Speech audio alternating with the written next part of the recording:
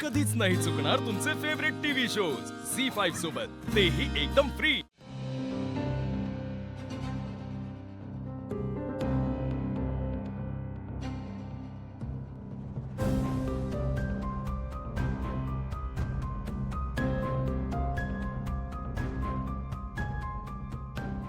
दिव्या, तू इथे नाही म्हणजे तू आता हकललंस मला घरातनं आणि आता हो हाकललं मी तुला, तुझा रागराग केला, पण माझ्याऐवजी दुसरं कोणी असतं तर काय केलं असतं?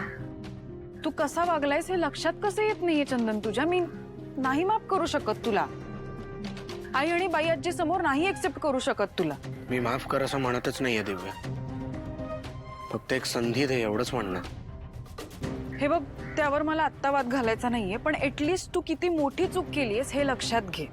तू खोटं बोललायस माझ्याशी, मला फसवलंयस, माझ्या घरच्यांना फसवलंयस, त्यामुळे तो वेळ लागणारच आहे।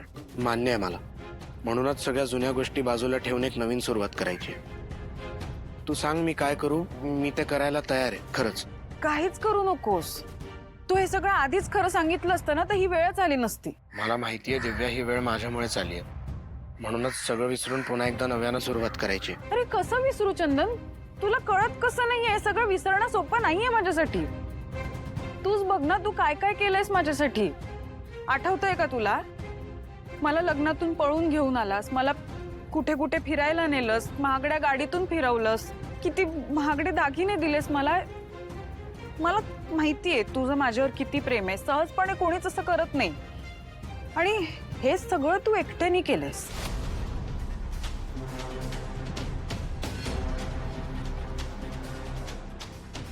तू एकट्याने केलंयस ना सगळं, का कोणाची मदत घेतलीस?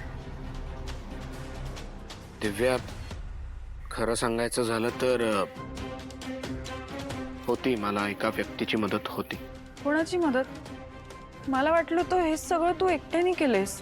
नाही, आणि ती मदत मिळवणं एवढं सोपं नव्हतं, पण हा, एका व्यक्तीनं केली मला मदत। कोण आहे ती व्यक्ती? जाऊ दे दिव्या, नको, राहू दे। सांग चंदन। नाही दिव्या, नको, जाऊ दे। बरं बरं, मी ओळखते का त्या व्यक्तीला? आहे एक व्यक्ती, आणि तू सुद्धा ओळखतेस तिला। हा, मग नाव सांग ना। आशूची बहीण कीर्ती।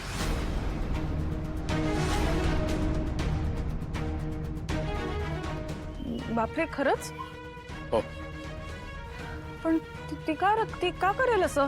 कारण तिला तू त्या घरात नको होतीस।